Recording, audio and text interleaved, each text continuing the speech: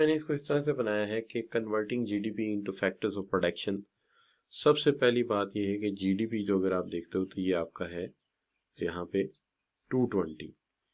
उसमें से ये देखिए आपके इनडायरेक्ट टैक्सेस और आपकी सब्सिडीज को ट्रीट कर दिया गया, तो ये आपका जीडीपी ओवरऑल आ गया। इसको एनएनपी में कन्वर्ट कैसे किया इन्होंने, एनएनपी में ऐसे कन्वर्ट किया कि देखिए नेट प्रॉपर्टी इनकम जो है, ये नेट प्रॉपर्टी इनकम ये इसमें से इन्होंने ऐड की, तो ये बन गया आपका जीएनपी। और उसमें से डेप्रिसिएशन माइनस की, तो ये बन गया आपका जो है national income eight factor cost, national income eight factor cost. अब यहाँ पे एक सीरियस इशू है जिसको सबसे पहले हमें ट्रीट करना पड़ेगा। यहाँ तक तो मैंने आपको समझाना था और इसको ज़रा लेके चलते हैं, ज़रा यहाँ खाली स्लाइड पे थोड़ी सी बात करते हैं। देखिए बात यह है कि दो तरह के यहाँ कॉन्सेप्ट हम डील कर रहे हैं या दो तरह की बात कर रहे हैं जिसको हमें एक जगह पे लाके सम अप करना चाहिए।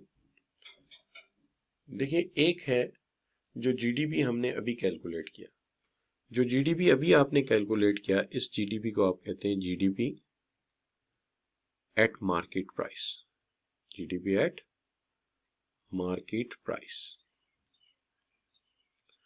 जीडीपी एट मार्केट प्राइस इसलिए कहते हैं कि आप सब बच्चे जानते हैं कि हमने जो कीमतें ली थी, जो प्राइसेस ली थी, वो कहाँ से पता की थी? शाबाश। हमने जो प्राइसेस ली थी वो कहाँ से जमा की थी? शाबाश। वो हमने मार्केट से की थी, तो वो मार्केट प्राइसेस थी। ठीक है, इसलिए हमारा जीडीपी एट मार्केट प्राइस था।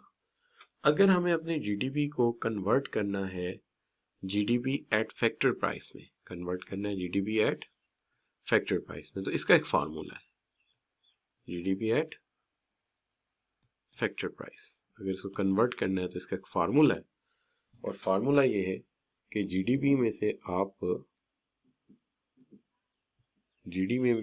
आप जो है वो माइनस कर दीजिए इनडायरेक्ट टैक्सेस,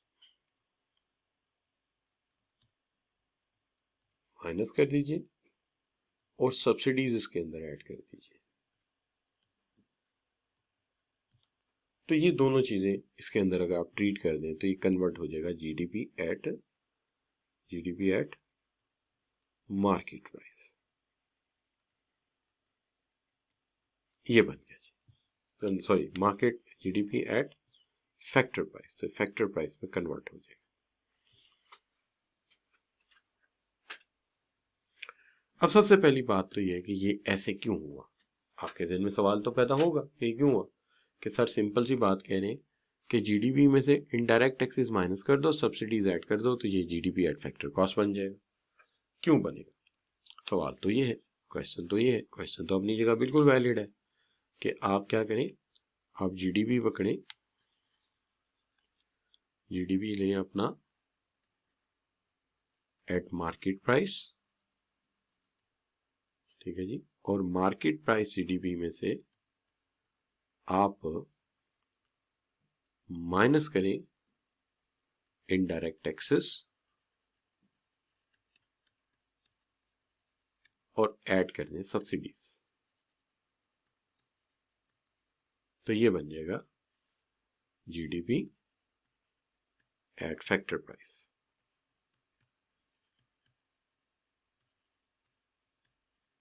सबसे पहली बात, इनडायरेक्ट टैक्सेस का क्या मामला है, ये बात मैं पहले आपके साथ कर चुका हूं। मैंने आपसे कहा था कि अगर मैं एक चाय की पत्ती का डब्बा खरीदता हूं और ये चाय की पत्ती का डब्बा जो है ये आया है, मैं चाय की पत्ती का एक डब्बा खरीदता हूं, ये चाय की पत्ती का डब्बा आया है 750 रुपए का, लेकिन ये 750 का नहीं है, क्योंकि फैक्टर्स ऑफ प्रोडक्शन या प्रोड्यूसर को 750 नहीं है, इसके अंदर 100 रुपया सेल्स टैक्स था और रिटेल प्राइस थी इसकी 650। तो ये 650 रुपए चले गए प्रोड्यूसर को और 100 रुपया चला गया गवर्नमेंट को। ठीक है जी, तो मैं आपसे पूछता हूं, चलिए मैं आपसे पूछता हूं कि आप मुझे ये बताइए कि इसमें से फैक्टर्स ऑफ प्रोडक्शन को क्या गया, इस 750 में से फैक्टर्स ऑफ प्रोडक्शन को क्या गया? शाबाश,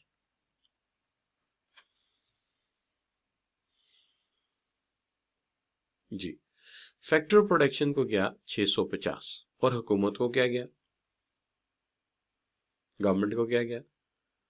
गवर्नमेंट को गया 100 रुपया। तो हमने इसका हल ये निकाला है कि चूंकि मार्केट प्राइसेस में आपने नोट कर लिए थे 750 रुपए, ऐसा ही किया ना आपने, मार्केट प्राइस नोट कर ली थी, आपने इसमें नोट कर लिए 750 रुपए। तो हमने इसका हल ये निकाला है कि आपके जो 750 रुपए में 100 रुपया ज्यादा है, ये हम माइनस करेंगे, इनडायरेक्ट टैक्सेस, इसकी वजह से हम माइनस करेंगे। क्यों? चूंकि आपने ऐड कर दिए थे, आपने 650 जमा 100 ऐड करके नोट किया था, आपने मार्केट प्राइस ले ली थी। हमने ये फैसला किया कि हम इसको रीट्रीट करेंगे, हमने ये फैसला किया कि हम इसको दोबारा से ठीक करेंगे, और ठीक करने के लिए हम इसमें से इसे माइनस करेंगे। तो हमने वो जो इनडायरेक्ट सेल्स टैक्स है वो माइनस किया है। ये हमारा राइट है, आपने ऐड किया था, मैंने माइनस कर दिया। ठीक हो गया बच्चों, इसमें तो कोई मसला नहीं है। तो पहला मसला तो हल हो गया कि इनडायरेक्ट टैक्सेस माइनस क्यों किए गए हैं। ठीक होगी बात? तो अगर समझ आ गया तो जी लिख के एंटर कर दीजिए।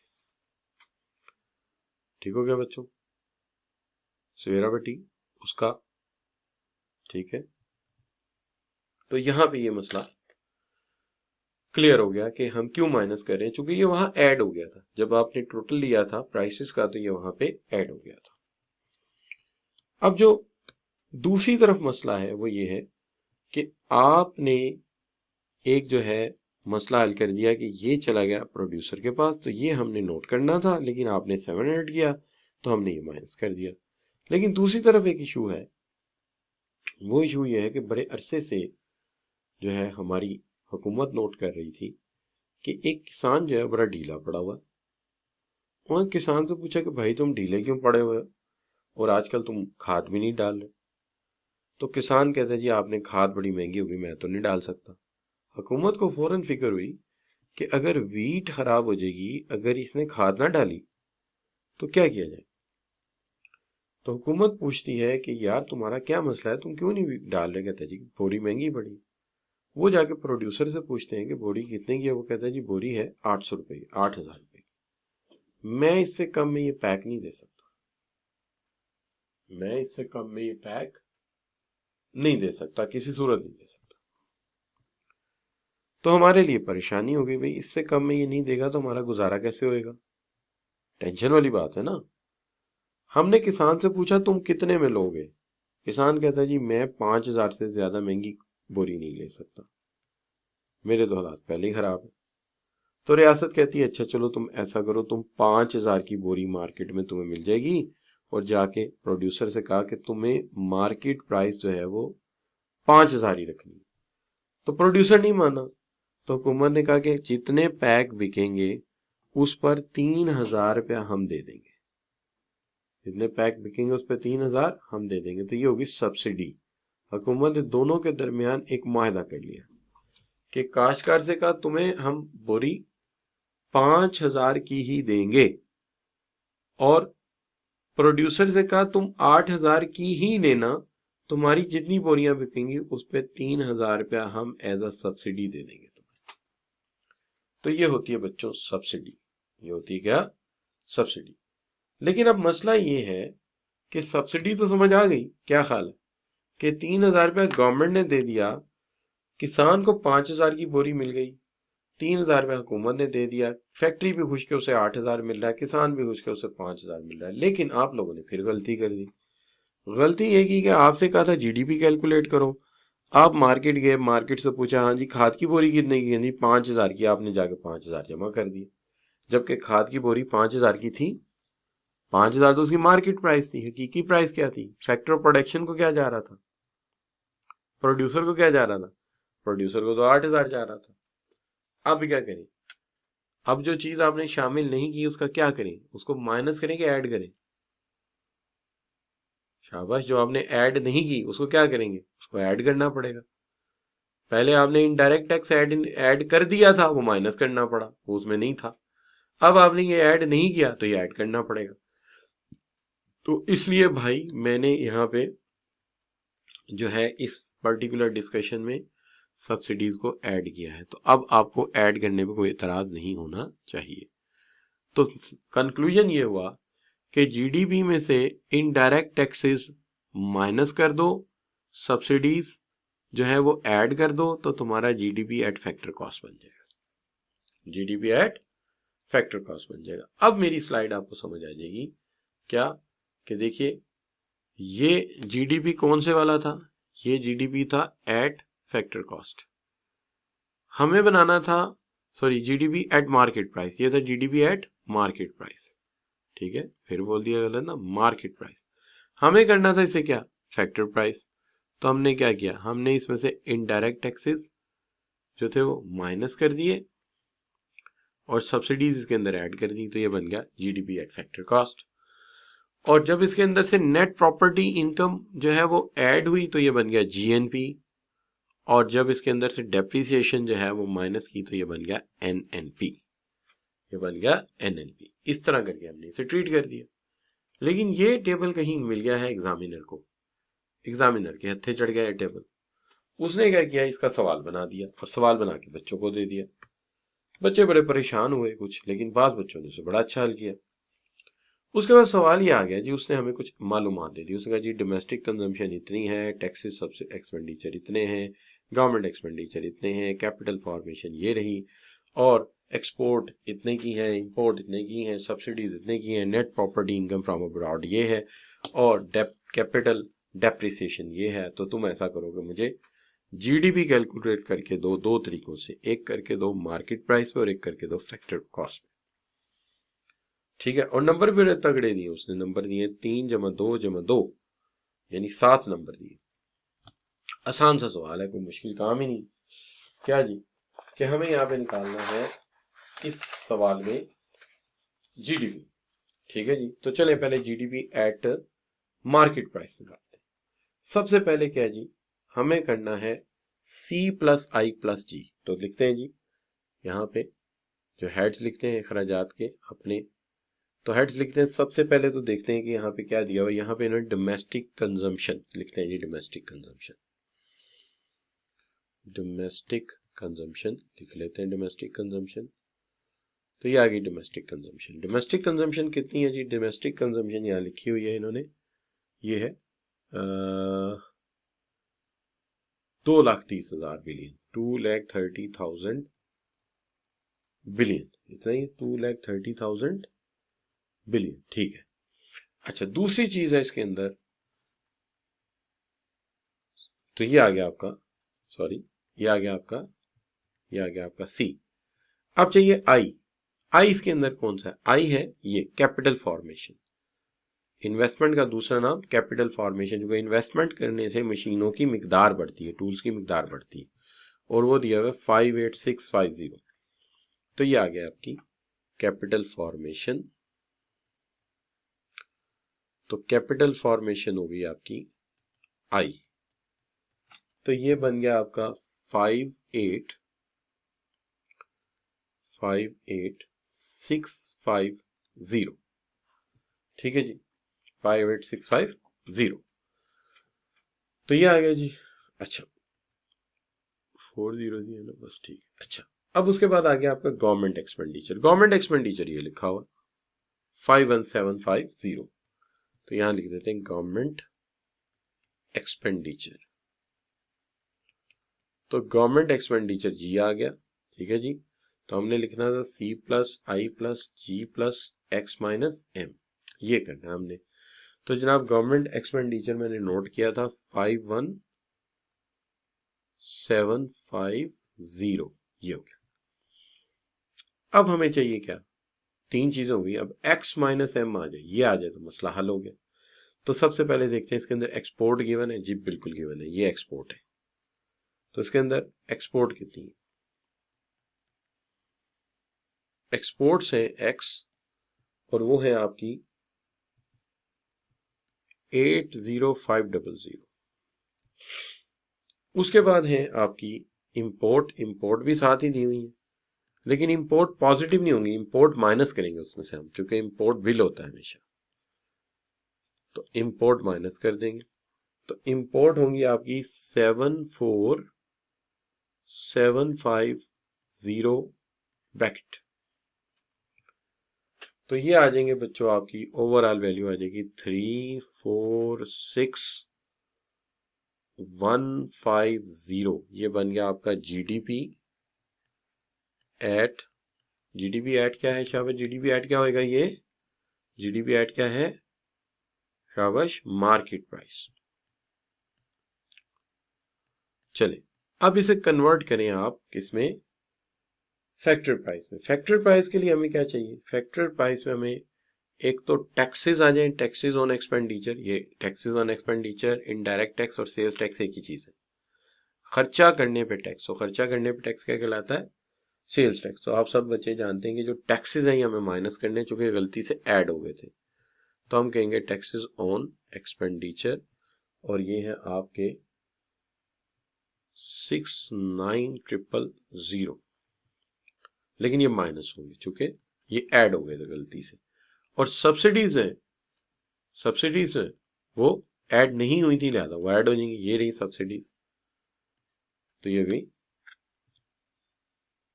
5750, तो ये है आपकी सब्सिडीज।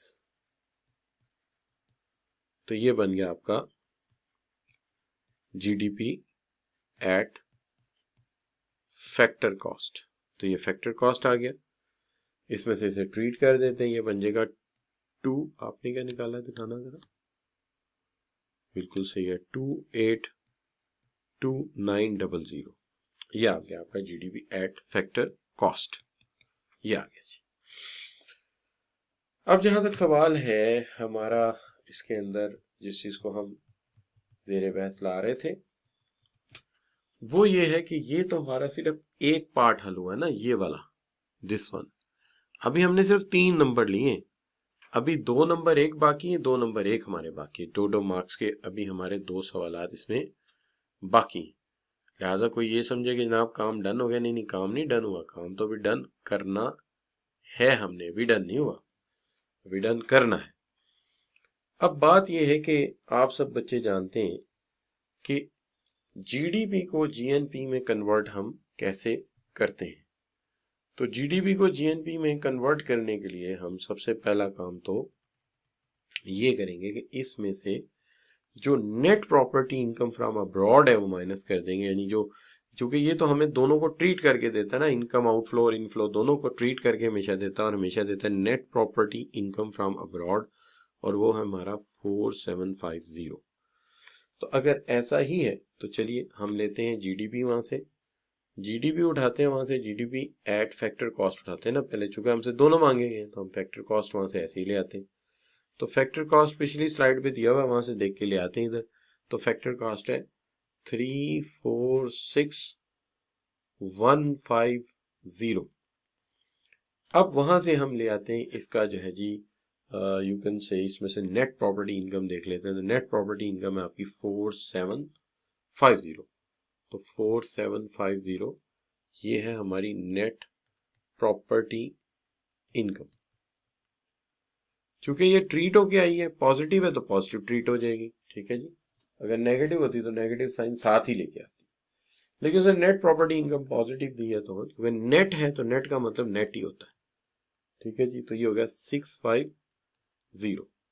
ये आ गया जी आपका जो है, नहीं गलत आ गया, ठीक है, ये गलत आ गया, ये बच्चे ने दोनों ने इकट्ठा दिया हुआ था। दूसरा बच्चा को बताए क्या है, हाँ सही है, ये सही है, 350,900। भाई पहले ठहर जाओ, पहले एक तो कैलकुलेट कर लेने दो, फिर दूसरा भी कर लूंगा, तो पहले एक कर लेने दो।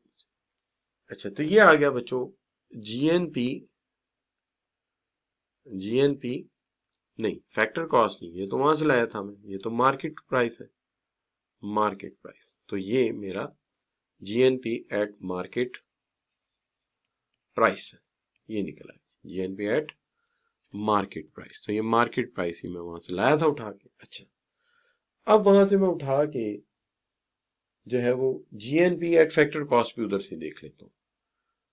ठीक है जी, जीडीपी एट फैक्टर कॉस्ट भी वहीं से ले आता हूं, तो जीडीपी एट फैक्टर कॉस्ट भी वहीं से देख लो। तो फैक्टर कॉस्ट से है, अगर मैं वहां से लाता हूं तो ये है 282900। अब इसमें से भी मैं नेट प्रॉपर्टी इनकम अगर माइनस कर दूं तो मेरा ये बन जाएगा 4750। तो अब कितना बनेगा, कोई बच्चा कैलकुलेट करके देगा? बिल्कुल सही हो गया, 28 तो ये तो वही है, माइनस करके दो ना, ठीक हो गई बात। तो ये बन गया 287650। ये आ गया आपका जीएनपी एट फैक्टर प्राइसेस। ठीक है जी। अब हमारे दो नंबर और हो गए, ये वाले भी। अब दो नंबर और चाहिए हैं, और वो चाहिए हमें एनएनपी निकालने के। लेकिन एनएनपी निकालने के लिए हमें चाहिए डेप्रिसिएशन कॉस्ट, और डेप्रिसिएशन इन्होंने ये दी हुई है कैपिटल डेप्रिसिएशन। बस इसको ट्रीट कर दिया तो मसला हल हो गया। तो मैं दोनों वैल्यूज यहां से ले जाता हूं उठा के। मेरा जीएनपी एट मार्केट प्राइस है, जीएनपी एट मार्केट प्राइस है मेरा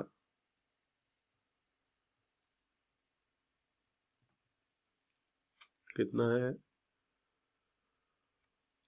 350900। और इसमें से मुझे निकालना है डेप्रिसिएशन। तो डेप्रिसिएशन कितना देखा था मैंने, ठीक है 23 and 000। तो मैं यहां से निकाल देता हूं डेप्रिसिएशन। डेप्रिसिएशन है मेरा 2300। तो ये मेरा आ जाएगा एनएनपी एट मार्केट प्राइस।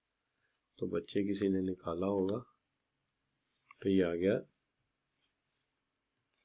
327900। ये तो ऐसे आ जाएगा। और फिर वहीं से जीएनपी उठा लाते हैं, दूसरे वाला भी जीएनपी है 28765, 287,650। ये है आपका जीएनपी एट फैक्टर प्राइसेस। और इसमें से फिर हम माइनस कर देंगे आपका डेप्रिसिएशन, और डेप्रिसिएशन ऊपर लिखा हुआ वहीं से पकड़ के यहाँ लिख देते हैं। ये आ गया आपका 264, ठीक है जी, 264 क्या आ गया 650, ठीक है 650। ये आ गया आपका एनएनपी एट फैक्टर प्राइसेस। तो ये बच्चों आपका क्वेश्चन का पार्ट 1 है। ठीक है, क्वेश्चन का पार्ट 1 है, ए पार्ट 1, ए पार्ट 2, ठीक है जी, ए पार्ट 3, तीनों मुकम्मल हो गए। अब चलते हैं, बात करते हैं आपके आखिरी पार्ट पे, show 6 types of difficulties that are common. तो हमने तो 7-8 लिखी है, उसमें से कोई सी 6 आप लिख देंगे। मेजरिंग नेशनल इनकम, तो ये आप कर लेंगे।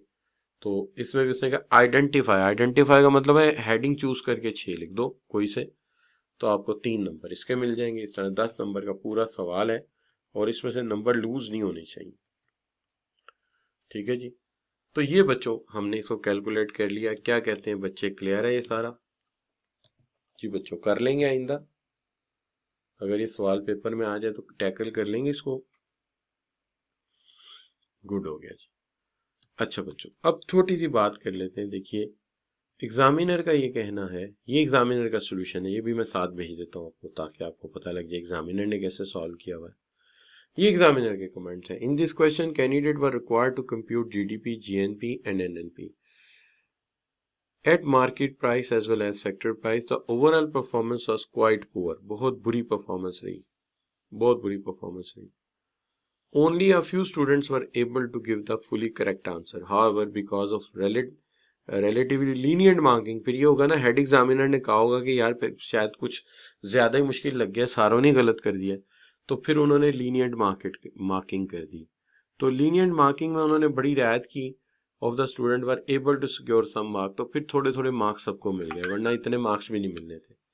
Many students did not read the question correctly and gave on calculation of GDP, GNP without specifying with the whether calculation was based on market price or factor price.